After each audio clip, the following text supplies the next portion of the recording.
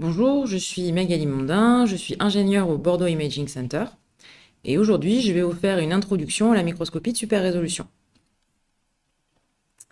Alors nos yeux nous permettent de voir des objets très gros mais aussi des objets plus petits de l'ordre de quelques centaines de microns. La microscopie photonique permet de voir des objets plus petits jusqu'à une limite de 200 nanomètres appelée barrière de diffraction. La microscopie électronique permet d'atteindre de bien meilleures résolutions, de l'ordre du moléculaire, mais ce sont des techniques qui sont peu adaptées à l'étude du vivant ou à l'étude de très gros échantillons 3D. Donc la nanoscopie ou microscopie de super résolution permet en partie de combler ce gap en atteignant des résolutions de l'ordre de quelques nanomètres. Si on observe dans notre échantillon un point source de 10 nanomètres et qu'on l'observe au travers d'un système optique, le résultat sera, à l'image, une tâche de diffraction d'environ 200-250 nanomètres.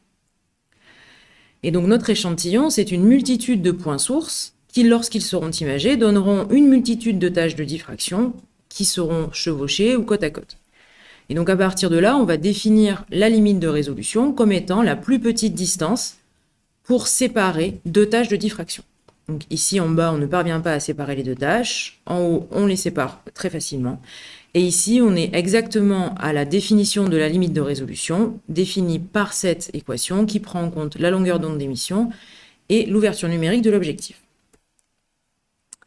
Donc si on résume, notre image ici qu'on va appeler de basse résolution, donc ce sont des microtubules dans des cellules en culture, est le résultat de la somme de toutes les tâches de diffraction de toutes les molécules présentes dans notre échantillon. Donc le but de la super résolution va être de trouver comment modifier soit le système, soit l'échantillon pour arriver à une image super résolue. Donc on a deux techniques pour franchir cette barrière de diffraction. Une première qui consiste à modifier le système d'illumination en structurant l'illumination, et ça ce sera typiquement le cas du STED. Et une seconde technique qui, au contraire, va utiliser un microscope conventionnel, mais dans laquelle on va manipuler l'échantillon afin d'obtenir une reconstruction super résolue. Et donc ça, ce seront les techniques basées sur la détection de molécules individuelles. Alors tout d'abord, le STED. Ici, je vous présente un diagramme de Jablonski qui permet de représenter les transitions énergétiques. Donc lorsqu'une molécule absorbe de l'énergie au travers de l'absorption d'un photon, on passe à un état excité métastable. On va avoir d'abord une perte d'énergie non radiative, puis le retour à l'état fondamental par émission d'un photon d'une longueur d'onde supérieure. Ici, si on prend le cas d'un échantillon, donc des microtubules, chaque microtubule étant constitué de plein de petits points sources, qu'on va stimuler, exciter avec un faisceau d'excitation d'environ 300 nanomètres. Donc on va exciter tout ce volume. Donc toutes les molécules dans ce volume vont être capables d'émettre de la fluorescence, et donc des tâches de diffraction, et au final on obtiendra une PSF d'environ 300 nanomètres. En STED, on va utiliser ce qu'on appelle l'émission stimulée par opposition à l'émission spontanée qu'on a vue précédemment. Si on vient stimuler une molécule lorsqu'elle est à l'état excité, avec une longueur d'onde, avec un photon d'une longueur d'onde qui a l'énergie pour couvrir le gap entre l'état excité et l'état fondamental, on va forcer le retour à l'état fondamental par émission d'un photon de même longueur d'onde que celui utilisé pour la stimulation. Et donc vous voyez qu'on utilise des photons qui sont décalés dans le spectre vers le rouge, et donc on bypass l'émission normale dans le orange. Donc si on reprend l'exemple de notre structure, on va donc l'exciter avec un faisceau d'excitation, et on va superposer à ce faisceau d'excitation un faisceau de déplétion en forme de donut, ce qui fait que seules les molécules au centre du donut seront capables d'émettre des photons dans le canal orange, qui est notre canal de détection. Et donc on aura une PSF effective réduite et donc une meilleure résolution. Alors les applications de choix au départ du développement du STED, c'était les neurosciences et plus particulièrement l'étude de la morphologie des épines dendritiques dans des tranches de cerveau. Donc ici c'est un exemple de tranche organotypique vivante, donc qui exprime une YFP, qui permet de regarder la morphologie des épines au cours du temps. Et après avoir appliqué ici un protocole de stimulation appelé un protocole de plasticité synaptique. Et donc ça a permis de corréler des modifications morphologiques au niveau des épines dendritiques avec un phénomène physiologique qui est le corrélat des mécanismes de mémorisation. Alors ici, je vous présente une étude sur des cardiomyocytes isolés, où on étudie donc les tubules transverses, après avoir induit ou pas une ligation d'une artère coronaire. Donc on voit que 4 semaines ou 8 semaines après la ligation, ce réseau de tubules déjà est désorganisé. Et au-delà de ça, quand on regarde donc en coupe, en cross-section les tubules, on observe que la microscopie STED permet d'obtenir une bien meilleure résolution, qui a permis donc de mesurer aussi des défauts dans la structure des tubules. Donc le STED, c'est vraiment une technique de choix pour l'étude de la morphologie de structure.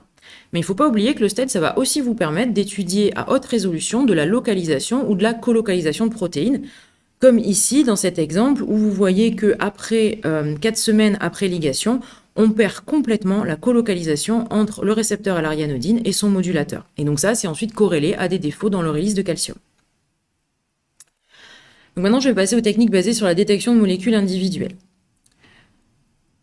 Ces techniques reposent sur l'idée simple que si je suis capable de voir une seule tâche de diffraction, c'est-à-dire une seule molécule, je suis capable, en traçant un profil d'intensité au travers de cette molécule, de fitter cette courbe par une gaussienne et d'en mesurer la position du pic et donc d'obtenir en fait la coordonnée ici en X, puis dans l'autre sens en Y, et donc d'obtenir des coordonnées de localisation bien plus précises pour ma molécule. Mais donc ça fonctionne pour une molécule. Donc toutes ces techniques vont consister à se mettre dans des situations où on est capable d'imager un set de molécules séparées dans l'espace, de les localiser et de stocker ces localisations dans une image de reconstruction. Et sur l'image suivante, d'imager un set de molécules actifs différents, de les localiser et de stocker les reconstructions. Donc on va ainsi acquérir par itération des molécules donc limitées par la diffraction, des localisations, et ensuite donc on va pouvoir créer une reconstruction par accumulation qui sera beaucoup plus résolue que notre image de départ. Donc toute la question repose sur comment est-ce qu'on passe de cette image à nos molécules qui clignotent. Pour cela, on va utiliser des phénomènes stochastiques, alors que ce soit une activation stochastique dans le cadre du PALM, une lecture stochastique dans le cadre du STORM, ou un marquage stochastique dans le cadre du DNA-Paint. Aujourd'hui, je vais juste me concentrer sur le STORM et le DNA-Paint. Donc le STORM, ça repose sur une propriété intrinsèque des fluorochromes qui est de switcher entre des états capables d'émettre de la fluorescence et des états incapables d'émettre de la fluorescence. Si on reprend ici notre diagramme d'énergie, on voit que le retour à l'état fondamental depuis l'état excité se fait par émission d'un photon. Donc c'est ce qu'on appelle un état on. On va ensuite avoir des états, donc notamment l'état triplé, l'état dark et l'état fully reduced, qui sont des états à partir desquels le retour à l'état fondamental ne se fait pas par émission d'un photon. Donc ces états sont appelés des états off. Vous voyez que ces états ont des durées de vie ici en rouge plus importantes, plus longues que la durée de vie de l'état excité. Donc en fait, toute l'astuce du STORM va consister à faire en sorte que nos molécules soient dans les états off, stabilisées dans les états off, de manière à ce que le retour à l'état fondamental se fasse de manière stochastique et qu'on puisse ensuite suivre le cycle absorption-émission et donc enregistrer l'émission de photons des molécules individuelles. Donc pour faire cela, on se met dans un milieu d'observation particulier qui va permettre donc de contrôler le retour à l'état fondamental. Et donc au début, les cellules vont être complètement fluorescentes. On va venir avec une très forte puissance laser qui va permettre de faire basculer toutes les molécules dans les états noirs. Puis on va observer le retour des molécules les unes après les autres à l'état fondamental et donc ensuite le cycle absorption-émission. Une des plus belles démonstrations du STORM, c'est le travail de l'équipe de Xiao et Zhang qui a montré donc en STORM 2D et 3D, en STORM simple couleur et multicouleur, une organisation périodique très particulière du cytosquelette dans les axones des neurones.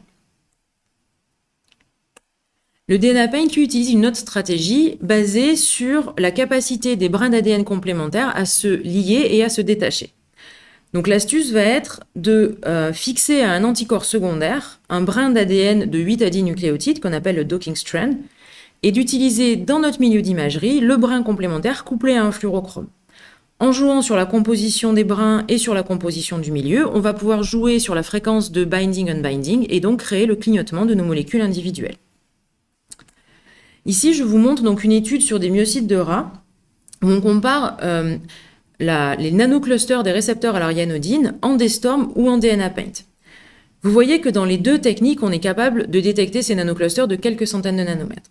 Par contre, quand on zoome vraiment sur les nanoclusters, on voit qu'en DNA-Paint, on obtient un niveau encore supérieur d'information avec des clusters encore à l'intérieur de ces nanoclusters, car le DNA-Paint offre une meilleure résolution que le D-STORM. Ce qui est aussi intéressant en DNA Paint, c'est qu'on va pouvoir utiliser des marquages multicouleurs et ici, par exemple, étudier la co-organisation donc, du récepteur à l'arianodine et de son modulateur dans ces nanoclusters et voir comment cette co-organisation varie selon l'état physiologique des cellules. Donc voilà, je vous ai présenté 3 techniques différentes de super résolution. Ces techniques vont avoir des applications différentes selon le type d'échantillon qu'on va utiliser et surtout des ordres de grandeur de résolution différents. N'hésitez pas à vous rapprocher de vos plateformes, les ingénieurs seront ravis de vous aider à mettre en œuvre ces technologies. Je vous remercie pour votre attention et j'attends vos questions.